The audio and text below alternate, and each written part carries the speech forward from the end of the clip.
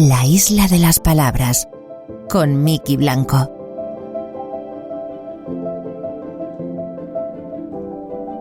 Decían, en El lado bueno de las cosas, que la mayoría de la gente pierde la capacidad de ver rayos de luz cuando hay nubes, aunque siempre están ahí. Y eso me ha recordado algo que pasa con frecuencia con los guiones, que en ocasiones le damos vueltas y vueltas a algún punto de la trama y somos incapaces de encontrar la solución. Y no es porque no la tenga, sino porque las nubes nos están impidiendo verla. Así que hoy te invito a que mientras esperas a que se disipe esa tormenta que sobrevuela tu guión, te pongas a resguardo, aunque solo sea por un rato, aquí, en la isla de las palabras. Bienvenidos.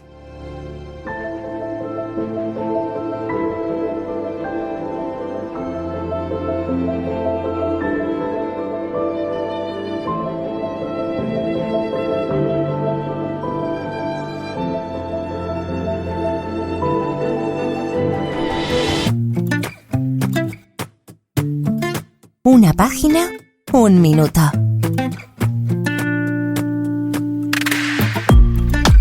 Venga, pues vamos ya con las preguntas sobre escritura de guiones que nos habéis enviado esta semana. Os recordamos que podéis hacernos llegar vuestras dudas a la dirección islapalabras@gmail.com. Hoy está con nosotros Marisol Farré. Marisol es guionista y profesora, y entre las series en las que ha trabajado están Canguros, La casa de los líos, Cuéntame cómo pasó, Las aventuras del capitán Alatriste o El hombre de tu vida. Marisol ha escrito también el capítulo sobre la serie Cuéntame, que pertenece al libro El guión para series de televisión del Instituto de Radio Televisión Española. Fue además vicepresidenta de ALMA y miembro de su junta directiva, y actualmente es miembro de la junta directiva de ENCINE. Marisol es además profesora de audiovisuales en la Facultad de Bellas Artes de la Universidad de Salamanca, de la que además ha sido decana. Marisol, ¿qué tal? ¿Cómo estás? Hola, buenos días. ¿Qué tal, Miki? Muy bien. Oye, ¿cómo es eso de ser profesora de audiovisuales en la Facultad de Bellas Artes? Sí, una de las Bellas Artes se ha incorporado ya hace muchos años. Lo que pasa es que en cada facultad lo tienen de una manera u otra. O sea, es decir, a veces pertenece al área de pintura o al área de escultura, o a veces está solo como optativa o está como especialidad. En fin, en cada facultad es distinto, pero sí, de alguna forma, en general, sí que está bastante incorporado. Perfecto. Bueno, pues Marisol, vamos a por las preguntas ya que nos han llegado esta semana, ¿de acuerdo? Muy bien. Venga, vamos a por ellas. La primera pregunta de esta semana nos la ha hecho Patricia, que nos ha enviado su duda desde Madrid. Hola, soy Patricia de Madrid. Mi serie comienza con una escena en una habitación completamente a oscuras en la que dos personajes hablan y escuchamos sus voces. Es algo estilo de lo que ocurría en la película Saw. Mi duda es qué debo poner en la localización y en el apartado de día-noche, dado que todo sucede a oscuras. Muchas gracias. Gracias, Patricia, gracias por la pregunta. Bueno, Marisol, pues la verdad que es una pregunta muy curiosa, ¿no? Porque claro, una imagen totalmente oscura en la que escuchamos dos voces, ¿qué ponemos ahí? ¿Qué localización es esa? ¿Qué momento del día? ¿Cómo hacemos eso en el guión? Claro. Es un poquito especial, sí, es muy particular la pregunta. Pero yo diría que, en general el guión es un libro de instrucciones para todo el equipo, ¿no? Tanto el equipo artístico como el equipo técnico. Entonces, para el equipo técnico, sería más útil esas indicaciones, en este caso, yo creo que no debe ir ninguna localización, ni si es día-noche, etcétera, porque no habrá que localizar ningún decorado, ni habrá que construir ningún decorado. De hecho, no existe el decorado. Entonces, yo simplemente pondría o pantalla en negro o sobre negro o alguna indicación de este tipo que indique que está en negro, y a la hora de dialogar, los diálogos con el nombre de los personajes en off, fulanito off, o bien diálogos en off es decir, aunque sean personajes que luego vamos a conocer, ¿no? Con sus nombres, exacto, con sus caras, en ese momento simplemente es voz en off, ¿no? Exacto, pero voz en off con el nombre del personaje, porque aquí el responsable de sonido tendrá que hacer la grabación de esas voces y tiene que saber qué personaje es. Entonces, claro, lógicamente hará un wild track donde tenga que grabar esas voces para ponerlas en off. Yo es lo que haría en el guión, lo claro, solucionaría así. Es muy interesante esto que nos comentas porque muchas veces los guionistas olvidamos que en realidad estamos escribiendo no solo para contar la historia, sino también para dar indicaciones a todo el resto del equipo, ¿no? Y claro, esto es lo de las indicaciones de día-noche o de la localización. No son solo para contar dónde transcurre la historia, también es para dar instrucciones técnicas, claro. Exactamente, sí, es que es imprescindible para el equipo. Ellos necesitan esas indicaciones para saber cómo tienen que hacerlo y cómo hay que iluminar y cómo hay que hacer las cosas y qué decorado tienen que localizar o construir o lo que fuera. Entonces, ya digo, en este caso, como no hay decorado donde grabar, pues simplemente con las voces en off sería suficiente, con los personajes en off. Oye, Marisol, y yo me quedo con una duda a raíz de esto. Si tenemos una escena que no lleva encabezado ni lleva nada parecido, a la hora de numerar esa escena, ¿qué hacemos? ¿La numeramos o no? Pues yo diría que sí, que sería útil numerarla, quizá con el secuencia 0, quizá, porque es distinto, o sea, es particular, no tiene decorado. Podríamos poner secuencia 0 sobre negro en la misma tipología que el encabezamiento de las secuencias, o sea, el mismo tipo de letra, el mismo tamaño, etcétera. Y luego ya los diálogos en off, los personajes con el off a continuación. Yo lo haría así, la verdad es que nunca lo he hecho, por lo tanto me lo estoy un poco inventando, pero creo que es útil, bueno, sobre todo que es muy, muy, muy precisa y creo que es útil para el equipo técnico, bueno, pues que tenga una numeración, puede ser la 0, puede ser la 1, y así nos quitamos de problemas. La 1 que sería una secuencia. Claro, sí, secuencia número 1, con la particularidad de que es simplemente para grabar con sonido y no para ser grabada con vídeo o con cine. Estupendo. Bueno, pues vamos con la siguiente pregunta. La siguiente nos la ha hecho Cristina, que nos ha enviado su nota de voz desde Villares. Hola, soy Cristina de Villares. En la primera escena de mi guión, mi protagonista mira unas fotos en las que aparecen distintas personas que más adelante sabremos quiénes son, pero que en un principio ni él ni el espectador conoce. Mi pregunta es, ¿debo poner yo al principio, ya desde el principio, el nombre que tendrán esas personas después en la historia o presentarlas con el nombre de su personaje cuando ya aparezcan en persona y no en foto? Muchas gracias. Cristina, gracias a ti, gracias por escucharnos. Claro, Marisol, sí. No conocemos a esos personajes al principio y para el espectador son unos auténticos desconocidos en ese primer instante. Y en este caso, ¿qué ocurre? Sí, también dice que son desconocidos para el personaje que mira las fotos. Claro, ¿qué hacemos en el guión en esa situación? Pero pues pasa un poco lo mismo que en la anterior pregunta. O sea, quiero decir, en este caso también quien tenga que hacer las fotografías, alguien del equipo de arte seguramente, pues, o de fotografía, en fin, tendrá que saber a quién hace esas fotografías. Estas fotografías las tienen que hacer antes del rodaje, por lo tanto, yo pondría el nombre del personaje que sale en las fotos, o de los personajes que salen en las fotos, y las edades también, porque igual son fotos del pasado y no son del presente, en fin. Entonces yo pondría el nombre del personaje que más tarde saldrá como tal personaje. Pondría el nombre del personaje porque el que haga esas fotos necesita saber a qué personaje de ficción se las hace, ¿no? Porque el actor todavía no sabemos quién será.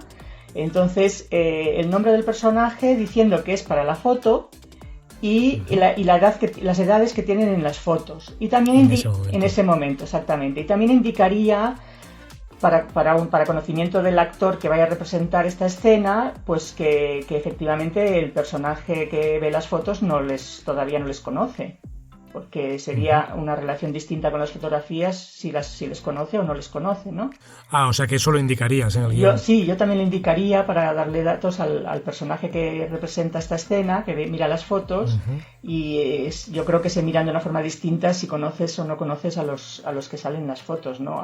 En fin, aunque sea sutil, pero yo creo que es bueno que lo sepa el actor. Sí, es cierto, es un detalle importante para la interpretación. Exacto, claro. Y también indicaría, puesto que es la escena en la que todavía no se sabe quiénes son estos que salen en las fotos, pues de alguna forma también se puede decir, pues fulanito, menganito, entre paréntesis la edad que tuviera en las fotos, y también se puede decir pues que más adelante se presentarán como personajes o algo así, alguna indicación de ese estilo también se puede o que les conoceremos más adelante como personajes. Bueno, alguna indicación se puede decir, si es que luego van a formar parte de la historia. O sea, si intervienen después, que según indica esta chica, parece que sí, pues tampoco está de más indicarlo, ¿no? Y en el momento en que salgan como personajes, pues también presentarlos en la edad que tendrán en ese momento y como son, un poquito la presentación del personaje, ¿no? En la escena en la que salgan por primera vez. Yo creo que un poco la duda de Cristina viene sobre todo por el miedo que tenemos siempre al escribir. Si es algo que se va a revelar más adelante, el autor siempre tiene miedo a ya revelar detalles de la trama al principio, pero en este caso es que es inevitable. Claro, pero es que en este caso... Para el equipo técnico, claro. Exactamente, si es que el guión solo lo va a leer el equipo técnico y artístico, por lo no tanto, el espectador ahí no va a saber nada, porque sabrá lo mismo que el personaje en este caso, que tampoco sabe quiénes son. Por lo tanto, yo creo que es que no hay ningún problema que en el guión aparezcan los nombres de los personajes. Claro, hay que ocultar o preservar el desarrollo de la trama al espectador, pero no a tus compañeros de equipo. Exacto. No conviene. Eso es. Estupendo, pues venga, vamos con la siguiente pregunta. Esta nos la ha hecho Daniel, quien nos ha enviado su nota de voz desde Málaga. Hola, ¿qué tal? Una pregunta. Quería saber cómo se indican en el guión los rótulos que aparecen en pantalla, los típicos como de 2 años después o que te indican algún tipo de localización en la película. Muchas gracias, un saludo. Gracias a ti, Daniel. Bueno, Marisol, pues típicos rótulos, ¿no? Es una pregunta sencilla. Sí. ¿Cómo se indican esos rótulos que aparecen en la pantalla? Sí, en este caso, pues simplemente es sobreimpresionado, o se pone en el guión sobreimpresionado, o simplemente se escribe Madrid 2020 o París 1950. ¿Se pone en la columna de acción? ¿O No. Antes de describir la secuencia, por ejemplo, yo lo pondría debajo de la localización concreta, debajo de la localización, o sea, debajo del encabezamiento de la secuencia, justo, y debajo podría Madrid o lo que fuera, ¿no? La ciudad que sea y el año. O si quiere poner 2 meses más tarde, o el rótulo que quiera poner. Porque a veces, según qué programa de ordenador utilices para hacer el guión, si viene antes del encabezamiento de la secuencia, puede ser que te dé problemas y que igual... Bueno, me pasó a mí... que no te deje hacerlo. Sí, o me pasó a mí en el último guión que he escrito, me pasó que la coordinadora recibió el guión y dijo, no, es que no me ponéis dónde está la localización y el año. Dijimos, sí, es que está ahí. Dice, es que lo habéis puesto antes de la secuencia y lo he perdido y tal. Bueno, no sé. El caso es que podría ir, por ejemplo, secuencia 1, calles de Madrid en este caso, exterior, día, y debajo de eso pondría Madrid 1950, por ejemplo. Pero poniendo la palabra sobreimpresionado o algo parecido. Sí, eso depende. Sí, se puede poner sobreimpresionado y a continuación el rótulo que se quiera sobreimpresionar, o simplemente al poner esto los miembros del equipo también entenderán que se refiere a una sobreimpresión. O sea, da un poco igual, pero bueno, si se puede indicar, más fijo queda, más claro queda, sí. Perfecto, estupendo. Pues ahí está la respuesta para Daniel de Málaga, que ya sabe cómo poner los rótulos en pantalla. Venga, pues vamos, Marisol, con la última pregunta. Esta nos ha llegado desde Murcia y nos la ha hecho Silvia. Hola, estoy pensando en escribir un largo en el que hay varias historias que se entrecruzan con varios saltos de tiempo, atrás y adelante.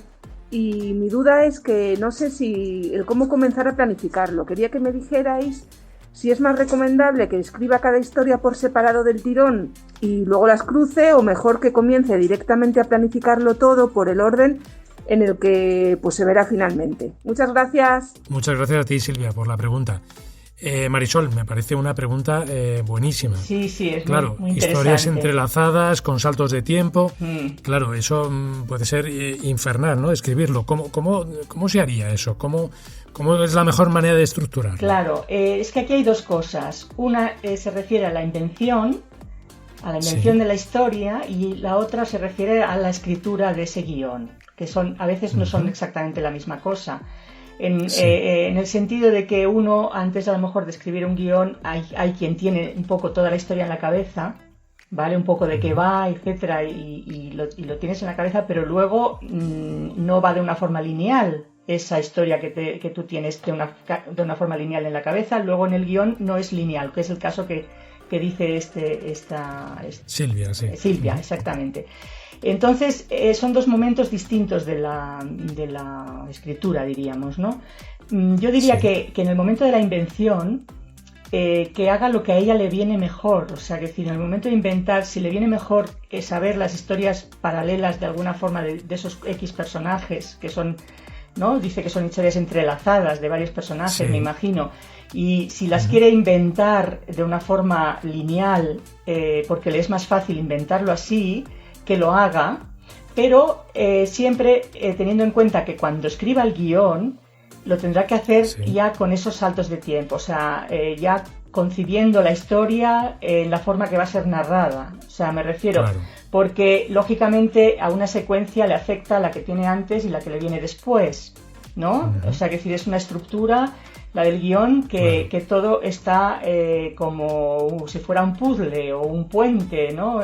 Como dice Billy Wilder, habla de la construcción de un puente, que todo tiene que estar organizado para que no se caiga. En el caso del guión igual, ¿no? Todo está interrelacionado. Entonces, en el momento de escribir el guión, lógicamente tendrá que ya pensar en qué momentos, qué secuencia viene después de una de la otra, y si la que viene a continuación nos vamos al pasado o nos vamos al futuro, o lo que fuera, o de quién es o qué personaje es el que se incorpora ahí, cruzándose las historias. O sea, que decir, que lo tiene que escribir ya teniendo todo eso en cuenta, ¿vale? O sea, que me refiero que son dos momentos distintos. Claro, uno es la planificación y otro es ya la escritura pura. La escritura pura y dura, que sí tendría que ser en el momento en el que quiera que aparezcan las cosas, teniendo en cuenta el ritmo, teniendo en cuenta los personajes que han aparecido, la secuencia que viene antes y la que viene después, etcétera, toda la interrelación que existe en el guión.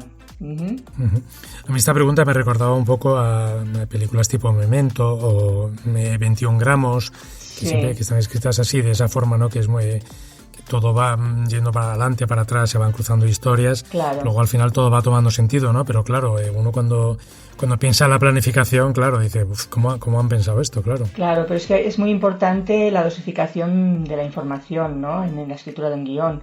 Entonces, aunque haya distintas tramas que sucedan en planos temporales distintos, si están ahí es porque son necesarias y se interrelacionan unas con otras. Por lo tanto, se afectan unas a las otras y con lo cual es muy importante que el guionista tenga muy presente en qué momento da esas informaciones que vienen en cada secuencia, aunque sean en momentos temporales distintos o en espacios distintos o incluso de personajes distintos, pues cómo afectan a las demás. Entonces tienes que concebirlo todo en conjunto, ¿de acuerdo? Sobre todo cuando lo estás escribiendo. Estupendo, pues Marisol Farré, hemos llegado al final. Bueno, pues nada, ha sido un placer. Espero que haya sido clara la respuesta y que les sea útil a los guionistas que requieren esas respuestas. No tengo ninguna duda, así ha sido seguro. Vale. Marisol, muchas gracias y un abrazo. Pues a ti, a vosotros. Gracias, hasta luego. ¿Sabías que...? La escena del orgasmo en la cafetería de Cuando Harry encontró a Sally ni siquiera estaba en el primer borrador de su guión. Y no estaba ni ahí, ni lo estuvo después en la versión que algunas aerolíneas ofrecían durante sus vuelos.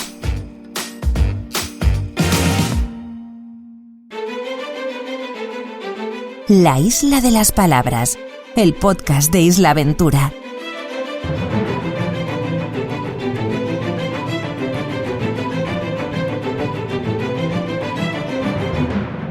Y atentos ahora si buscáis un sitio sobre el que escribir o también en el que escribir. Porque hoy en la Isla de las Palabras viajamos hasta el que dicen que es uno de los pueblos con más encanto de toda la costa atlántica. De hecho, está declarado como bien de interés cultural.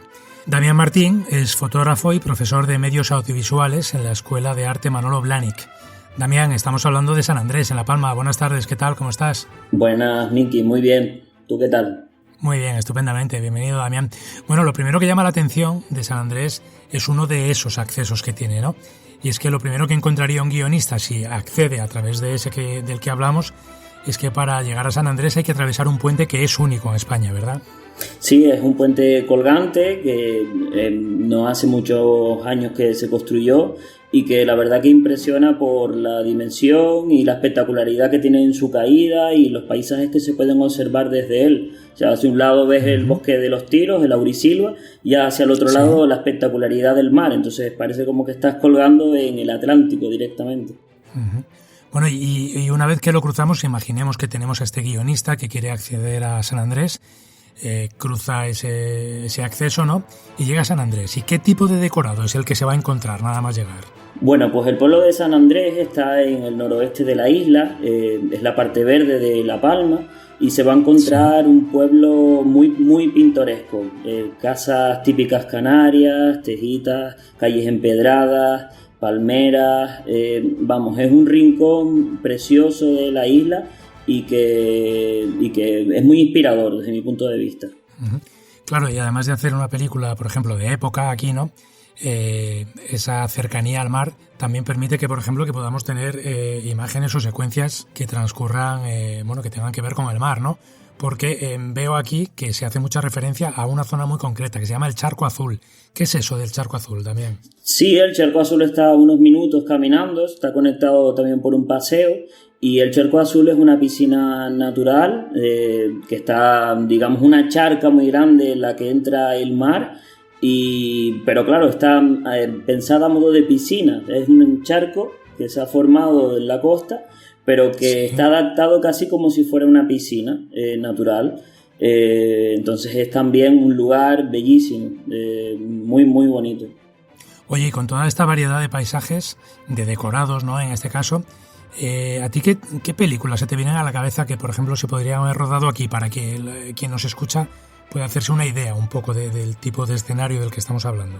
Bueno, pues el tipo de películas costumbristas o incluso de aventuras de piratas, en esos rincones que son así como muy de pelis de piratas, ¿no?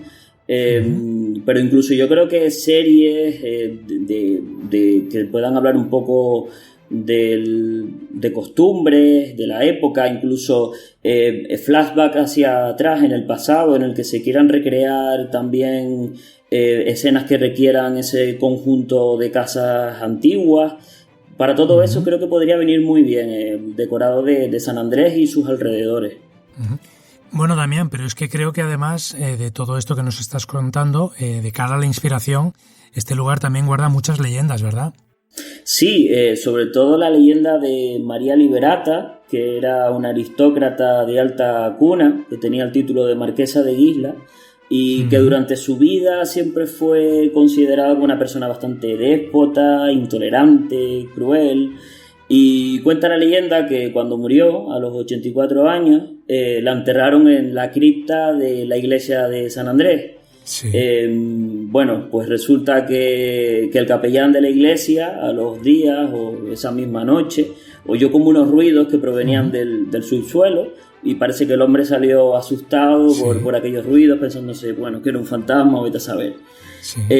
Pues unos cuantos años después, cuando abrieron esa cripta, se encontraron que efectivamente el cuerpo de María Liberata no estaba en su lugar y que en su mano sostenía un ladrillo, como que había intentado salir de aquella cripta. En sí, esta historia ha sido fuente de inspiración ya. Hay una ópera que han escrito basada en esta historia. Alberto Roque Santana, un compositor de Tenerife, y Antonio Tavares, que creo que también ha estado por aquí, el dramaturgo, que la han adaptado a la ópera. Pero bueno, que ahí lo dejo, puede ser también como una premisa para una historia, sobre todo en ese carácter tan intolerante y cruel que tenía María Liberata y que se hacía ganar las no simpatías de los habitantes de San Andrés, más bien todo lo contrario, y que no sintieron ninguna pena cuando murió en su momento. Uh-huh. Bueno, pues hay que dar la nota. No es solo un lugar donde se pueden rodar y escribir historias espectaculares como las que nos estás diciendo, Damián, sino que también es un sitio idílico para ese guionista que dijera, bueno, me quiero retirar a ese lugar romántico, a ese lugar tranquilo en el que poder escribir y en el que poder planificar mi nueva historia? ¿Qué le dirías a ese guionista? ¿Qué es lo que va a encontrar aquí si se decidiera a irse allí a escribir? Pues mira, es una buena anotación, porque creo que en el pueblo de San Andrés es un lugar en el que se podría inspirar perfectamente. Es un lugar, digamos, tranquilo, sosegado, esa mezcla entre el ruido del mar, no sé si me entiendes, y al mismo tiempo la tranquilidad de estar en la montaña, no sé, porque está cerca de la costa, pero al mismo tiempo tiene cosas también de la montaña, ¿sabes? La orografía de la isla de La Palma como es, y vamos, que es un lugar, yo creo, propicio para desconectar del mundo, concentrarte en tu guión, y seguramente un lugar fantástico para inspirarse y en sus paisajes, incluso para trabajar sobre otros aspectos, aunque no estén relacionados directamente con la localización de San Andrés. Vamos, que serviría muy bien como marco para inspirar historias. Uh-huh. Bueno, pues ahí va nuestra propuesta para hoy, para todos los guionistas que nos estáis escuchando y que estáis buscando un lugar perfecto sobre el que escribir, o sobre todo desde el que escribir. Os invitamos a que os escapéis a San Andrés, en la isla de La Palma. Damián Martín, fotógrafo y profesor de medios audiovisuales de la Escuela de Arte Manolo Blahnik, que muchas gracias por acercarnos a este rincón del Atlántico. Nada, muchas gracias a ti, Miki, un placer.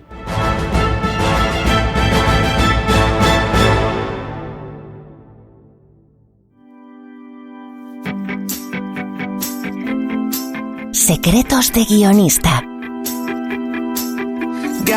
Hola, muy buenas, soy Daniel Castro, guionista de Ilusión, una peli pequeña de hace unos años, El mejor verano de tu vida, Gran Hotel, Yo soy Bea y algunas otras series, ¿vale? Y pelis. Me gusta mucho trabajar en una cafetería, en una biblioteca o lo que sea, me siento como más obligado a trabajar y a rendir, mientras que cuando estoy en casa me despisto bastante. El software que uso es Highland, el programa de John August, que es un programa muy, muy minimalista, pero que a mí me parece muy, muy intuitivo. A mí un silencio absoluto me molesta, entonces suelo escribir, como decía antes, en un lugar público, pero con cascos puestos. Y en los cascos sí que suelo tener música, pero no obligatoriamente instrumental. Eso sí, normalmente no en español, porque si es en español, de golpe la letra cantada me interfiere con los diálogos o con lo que estoy pensando y entonces ya me monto un buen jaleo. Es muy importante para mí tener todo pensado y sobre todo tener el final pensado. Hay partes intermedias que, bueno, uno puede decir, bueno, aquí es la escena de esto, de la caída en desgracia del hundimiento de no sé quién haciendo tal. Igual no hace falta tener todos los diálogos o todos el contenido dramático de la escena pensado, pero desde luego sí la progresión, de dónde vamos a dónde vamos y qué es lo que hay en juego en esa escena, ¿no?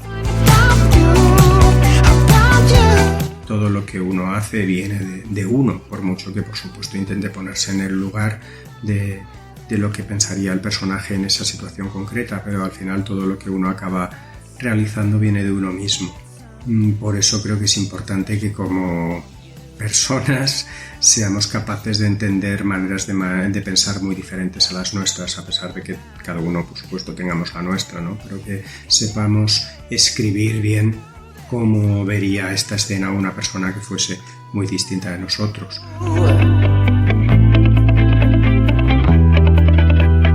Mis propias historias no me despiertan.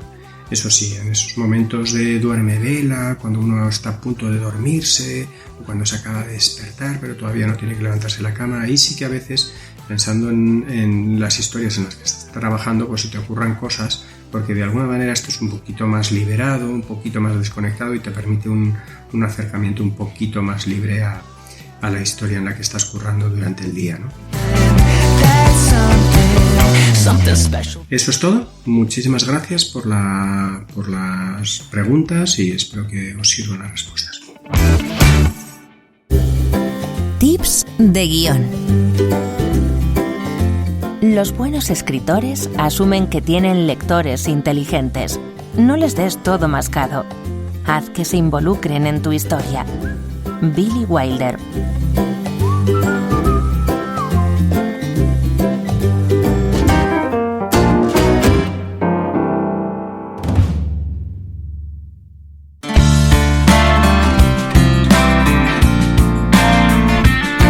La isla de las palabras. El podcast de los guionistas. El invitado que tenemos ahora con nosotros es autor de teatro y guionista de cine y televisión. Entre sus películas están La voz dormida, Cenizas del cielo, Lope, Planta cuarta o Los lunes al sol, que se llevó entre otros muchos premios, 5 Goyas, y fue seleccionada por la Academia de Cine para el Oscar a la mejor película extranjera en el año 2003. Y si hablamos de series, pues ha escrito algunas de las más conocidas de nuestra historia: Farmacia de guardia, Todos los hombres sois iguales, El comisario o Cuéntame cómo pasó. Ignacio del Moral, ¿qué tal? ¿Cómo estás? Pues muy bien, muchas gracias, encantado de estar aquí. Gracias a ti, bienvenido. Oye, de estas series que comentaba ahora, de estas series clásicas como las que estaba citando, ¿cuántas crees que pasarían hoy un pitch ante una productora? Es difícil saberlo, es verdad, porque ahora, en la época que estamos, que es una época tan rica en series, tan abigarrada, es difícil colocar un concepto, digamos, que aspira más a una larga duración que a un impacto inmediato, ¿no? Hoy en día las series que pasan esa barrera del pitch son aquellas que plantean unas premisas muy impactantes, muy que permitan una visualización rápida, unos pilotos espectaculares, aunque luego después el recorrido que tengan sea discutible. Hoy en día, un Farmacia de guardia pues sería muy difícil de vender, porque Farmacia de guardia, ¿qué era? Pues una serie de una señora que tiene una farmacia y sus hijos van a la robótica después del colegio. ¿Qué explicas de esa serie? Son series que aspiran a otro tipo de comunicación. Una serie como El comisario, pues una comisaría con policías y tal, pues parece que entra dentro de un género de esos fondos de armario que deben tener las televisiones, siempre parece más fácil, ¿no? Pero es verdad que hoy en día se piden conceptos que por alguna razón contengan un material de impacto, se busca tanto la audiencia, como es obvio, aunque la audiencia ya, de alguna manera, de estar más diversificada y ser más en continuidad y más acumulativa, importa menos ese impacto, y se busca más el fenómeno del ruido, que dé que hablar, que provoque tweets, que provoque respuesta, y es una serie familiar de sofá como las que hacíamos antes. Hoy en día sería muy difícil, tienes que hacer algo que por lo que sea impacte mucho, ¿no? Se ha cambiado mucho el concepto en ese sentido, las series vendibles. ¿Te ha pasado a ti intentar vender alguna serie en ese concepto de serie y que no te la compraran?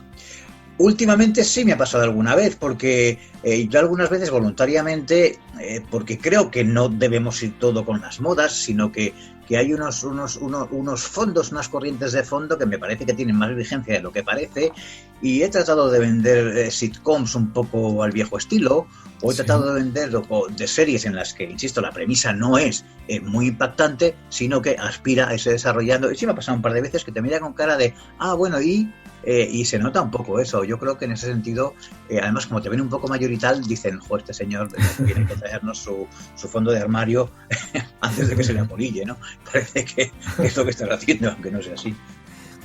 Oye, pero además de los productores o de las productoras, en este caso, que deberían comprar esas series, ¿no?, o esas películas, ¿cuánta culpa crees tú que tiene el público? Es decir, además de unos formatos diferentes y unos estilos diferentes, ¿también tenemos un público diferente ahora? Yo creo que el público, esto que voy a decir es un poquito... suena un poco mal, pero es verdad que el público va un poco a rebufo de lo que las televisiones les van ofreciendo. Entonces, no se prevén los gustos del público. Hay quien se jacta de preverlos, pero no acierta nunca. En realidad, el público ve las propuestas y las acepta o no las acepta. Insisto, como ahora el concepto de aceptación no es cuánta gente lo vio ese día a esa hora, que es lo que pasaba hace solo 15 años, que es que era cuánta gente la vio ayer en el sofá y en su casa y entre la única tele que había en la casa. Pues era bastante fácil de medir. Ahora, como el público va de otra manera, es más difícil de medir el éxito que consiste. Entonces se busca más cuánto está dando que hablar, ¿no? cuánto, si es trending topic, si no lo es, cuántos artículos salen en la prensa de la gente especializada. Yo creo que hay una cierta deformación en ese sentido y a la larga, bueno, pues yo no sé cómo se miden ahora el impacto de una serie realmente, porque estas series que han ido mal en la televisión en abierto, pues la propia Casa de Papel no fue un gran éxito y luego de pronto se va a una plataforma y se convierte en un éxito mundial. O sea, es todo tan navigarrado que de repente, es decir, en la televisión que hacíamos antes, si la Casa de Papel se hubiera puesto como se hizo efectivamente, al no haber funcionado la primera temporada tal como funcionó, probablemente no se hubieran hecho más temporadas. Claro, hubiera desaparecido. Y otras, ¿no? Que están funcionando mucho mejor en las plataformas que en abierto. Es decir, que ahora mismo yo creo que estamos en un momento muy interesante. Hay mucho riesgo precisamente de querer impactar series de muy corta duración, porque claro, ya no te encarga una serie ni siquiera de 13 capítulos, ya son 6 o 7 y a ver qué pasa, ¿no? Se juega toda una carta de ese impacto, ¿no? Es terrible la selección de los actores, ¿no? Que se tiene en cuenta cuántos seguidores tiene Instagram, ese tipo de cosas, eso no quiero ni vamos. O sea que, bueno, es una época en ese sentido un poco extraña, ¿no? La ventaja que tiene es que hay mucha libertad para inventar, porque sabes que justamente cosas estrafalarias que hace que en esa época jamás hubieran colado, de repente ahora, pues la propia Casa de Papel, pues hace una rendición, ¿dónde vas con esto y tal, ¿no? Y sin embargo, ahora, como se aspira a ese otro tipo de público, mucho más amplio, más internacional, que va un poco a un cierto tipo de género y no a otro, pues ahí, en ese sentido, se puede experimentar mucho más. ¿Y tú crees que dentro de ese nuevo mercado, ¿no? Y esa nueva tendencia que comentas, ahora, por ejemplo, la gente sabe quiénes son los guionistas y quiénes son los creadores, algo que no ocurría antes? Se sabe por lo menos que existen para empezar, porque yo cuando empezaba a hacer series la gente pensaba que los actores casi lo improvisaban, vamos. Incluso se pensaban que los actores eran buenas personas o malas personas en función del personaje que tenían. O sea que se ha avanzado. La palabra guionista ya se sabe a qué se refiere. La gente sabe que en las series hay un guión, la gente intuye si el guión es bueno o malo. Generalmente confunden guión con argumento, que no es lo mismo exactamente, pero bueno, de alguna manera enfocan el tiro, ¿no? Y luego hay esto que se llama ahora showrunners, que bueno, que ya son figuras extranjeras y españolas, ¿no? El Ministerio del Tiempo se asocia con Javier Olivares, Hit ahora se asocia con Joaquín Olistrel, es decir, va viendo caras conocidas, que la cara detrás de una serie ya no son los actores, que está muy bien que lo sean, ¿no? Pero que también es el creador, ese creador que la ha concebido y la ha sacado adelante. No llegamos a ese grado de las series inglesas que a mí me hacen llorar, que cuando pone el título del capítulo pone tal cosa y pone by fulano de tal y pone al guionista, el primer rótulo debajo del título pone por no sé quién. Eso ya es que eso solamente ha pasado en Inglaterra, ni siquiera en Estados Unidos pasaba. Bueno, quizá algún día acabe pasando aquí, ¿no? Oye, nos hablas de que ahora hay ciertos nombres, como los nombres que citabas, que son conocidos. A ti, sin embargo, siempre te ha gustado tener cierto grado de invisibilidad, ¿verdad? Bueno, más que gustarme, lo que siempre he dicho es que no lo lamento, la verdad. Nunca he tenido mucha aspiración a ser visible. Yo aspiro a que mi nombre sea conocido en la industria. Que la gente lo conozca o no, pues me importa bastante menos, ¿no? Quizás he sido un poco insolidario con ese sufrimiento general de los guionistas de no ser conocidos, ¿no? Pero reconozco que a mí eso no me ha afectado demasiado. Yo lo que pasa es que realmente a mí me han llamado mucho para trabajar, luego sabían quién era y en ese sentido el reconocimiento que yo he podido tener se ha dado en el ámbito que yo quiero que se dé, que es en el profesional. Ser más o menos conocido fuera, pues hombre, siempre hace ilusión, pero vamos, no hace ilusión que te, no sé, que puede hacer ilusión que te conozca, pero alguna vez que sales por la tele dicen, oye, en la tele, y no saben lo que estabas diciendo, bueno, pues vale, pero en fin, entiendo que es una de tantas, es decir, yo siempre pongo los ejemplos, pero yo cuando veo una casa maravillosa en la calle, edificios fantásticos, no sé quién es el arquitecto, pues ¿qué le vamos a hacer? Lo sabe quien no tiene que saber, pero ni siquiera la Catedral de Burgos sé quién es el arquitecto. O sea que, bueno, hay cosas que son obras que están ahí, que lo que importa es que la gente las disfrute y el que está interesado en saber quién construyó la Catedral de Burgos, que le quiero encargar mi chalet, ya se enterará y se dará cuenta que murió hace 1000 años, pero bueno. Me gusta el ejemplo. Oye, en todo este tiempo, a la vez que ha ido de forma paralela, han ido cambiando las series y el cine, ¿no? ¿También ha ido cambiando tu manera de escribir? Es decir, ¿estás más cómodo ahora? ¿Estabas más cómodo antes? Primero uno evoluciona, entiendo que madura o debería madurar, evoluciona al hilo de las cosas que va viendo, que le van influyendo, y desde el punto de vista de la pura escritura, el oficio, yo he escrito siempre bastante a gusto. A mí escribir me gusta mucho.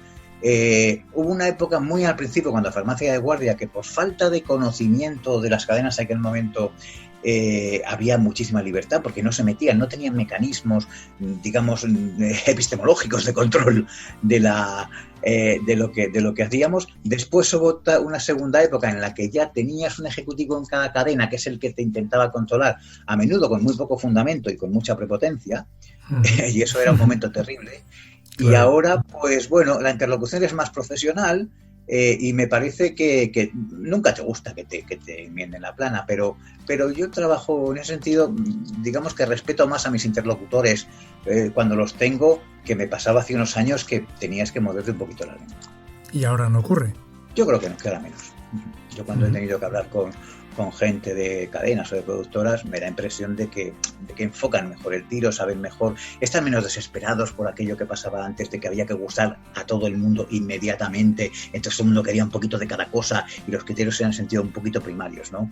Ahora todo el mundo sabe, o todo el mundo más o menos sabe, que una serie se propone una serie de cosas y no otras, que quiere gustar a un tipo de público pero no a todo, entonces las observaciones van más encaminadas así estamos cumpliendo los objetivos de esta propuesta en concreto y no en general, que era tener toda la familia sentada a nosotros. Oye, Ignacio, y en cuanto al cine, yo tengo un poco la sensación, ¿no?, de que las series van, si tuviéramos que hacer una curva, van hacia arriba, ¿no? Hay como una tendencia muy alcista, pero tengo la sensación, no sé si equivocada, de que el cine cada vez es más complicado, de por lo menos de conseguir que alguien te produzca una película. No sé si es así. Sí, el cine la verdad es que es terrible la situación que tiene, ¿no? A mí me gusta mucho el cine que se hace en España casi siempre, ¿no? O sea, para mí una película, cuando es curioso, ¿no?, que sea española, de alguna manera es un plus, porque me gusta ver cosas reconocibles, me gusta cuando se utiliza el paisaje, me gusta cuando se retratan nuestras calles, y luego me gusta que las historias sean buenas en el cine español y en el cine chino, eso por supuesto, ¿no? Pero yo disfruto con nuestro cine, y es verdad que yo creo que el problema del cine es que la producción está en manos, al fin y al cabo, de los mismos grupos que están haciendo la televisión, ¿no? Que sin una de esas televisiones es muy difícil sacar una película adelante. Y aplican unos criterios, pues bueno, de rentabilidad, lo que ellos entienden que es rentable, y en ese sentido, fíjate, casi son más conservadores ahora que en la tele, ¿no? En la que se permiten cosas, es decir, se permite hacer la veneno, se permite hacer cosas que para la tele es como decir increíble, ¿no? Y en cambio en cine tú vas allí, pues una comedia, pues un no sé qué, no sé, yo la verdad es que nunca he estado metido en la tarea de sacar una película adelante. Yo he colaborado en películas, en proyectos que de alguna manera estaban enfocados o tenían ciertas posibilidades y me han llamado para colaborar en ellos, entonces ahí no he tenido que luchar por sacar una película adelante, pero es muy desesperante, y además como la perspectiva no es halagüeña, porque además encima que si el coronavirus ha hecho que se retraiga el público de salas y va a tardar mucho tiempo en volver, etcétera, ¿no? Pues bueno, yo creo que en fin, que es una situación, la del cine, tremenda, ¿no? No sé, y la televisión, en cambio, bueno, pues el consumo no cae, sino al contrario, las producciones españolas pues van afianzando, yo creo, en su calidad, el eco que estamos encontrando fuera, pues o menos beneficia a todos. La televisión tiene una cosa estupenda, que es que el éxito de otro te beneficia a ti.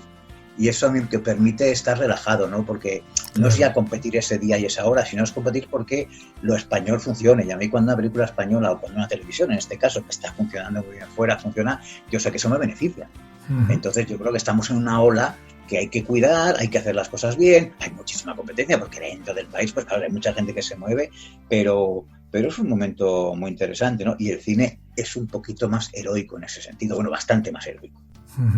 Oye, ¿y crees en la línea de lo que decías de la venta, ¿no?, y de cómo está funcionando el mercado ahora mismo?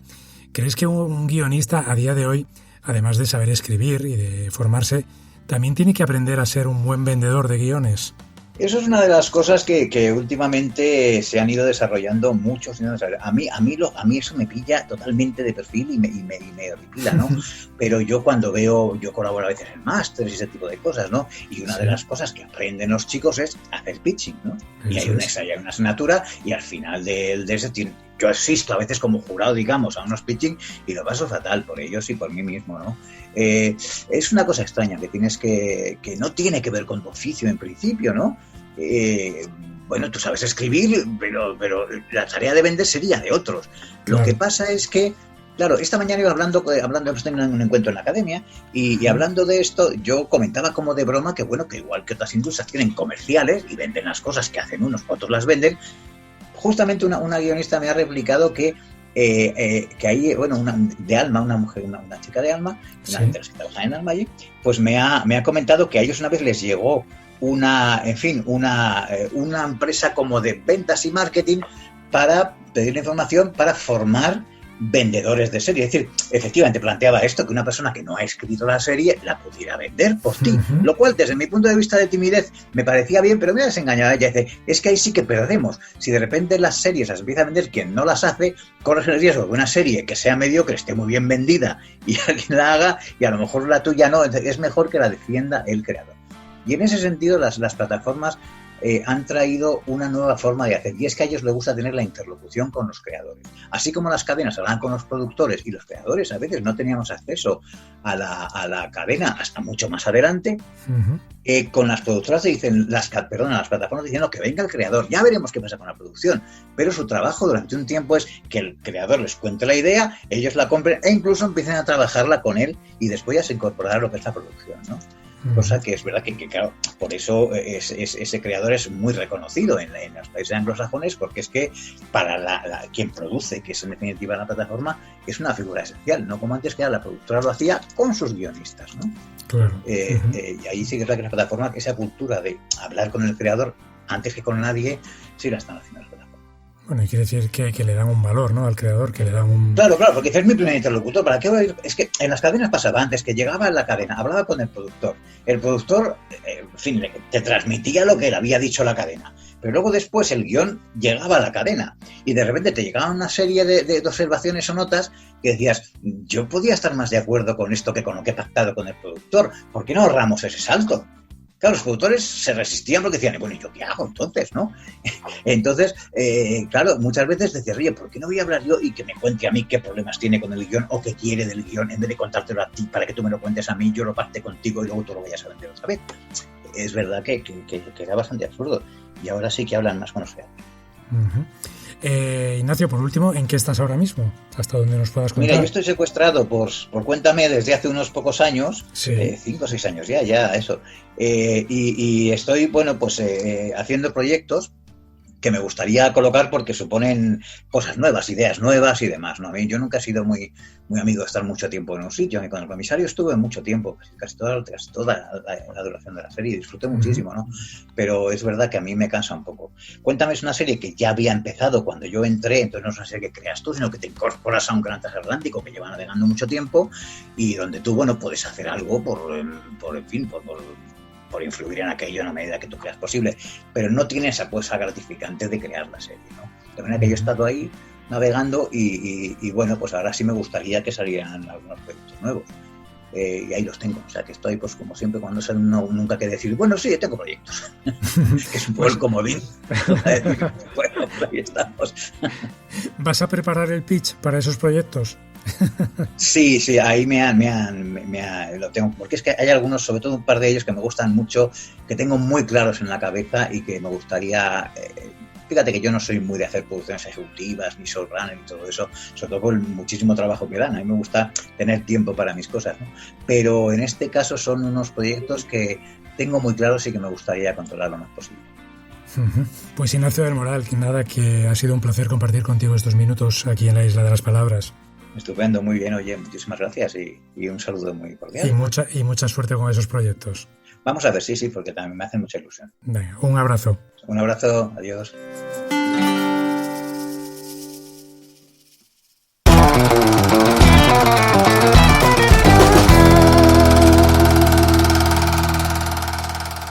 Bienvenido al Cinematón de la Isla de las Palabras. Introduzca la moneda, por favor. Diga su nombre y su profesión para comenzar. María Hernández y soy actriz. Ahora diga su edad. 39. Era broma. Comenzamos. ¿A qué actriz contrataría para interpretar su biografía? A Ana Castillo. Me gusta mucho lo que hace. ¿En qué lugar grabaría la película de su vida? Pues en Fuerteventura y una gran parte en la Isla de Lobos. ¿Cuál es la mejor película de la historia?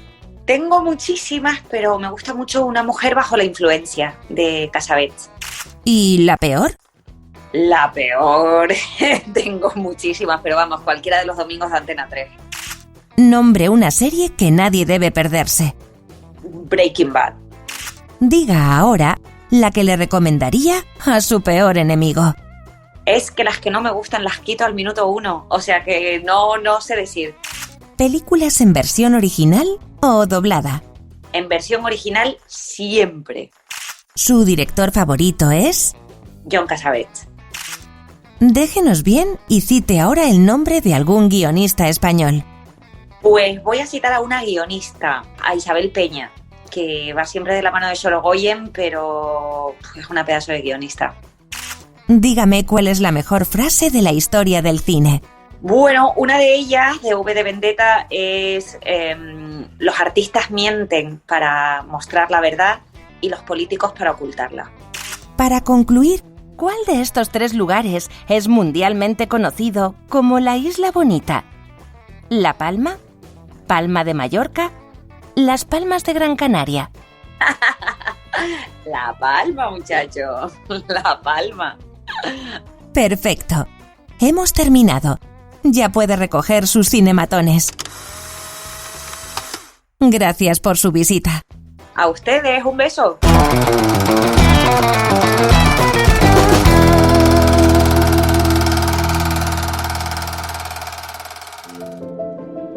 Pues esto ha sido La Isla de las Palabras.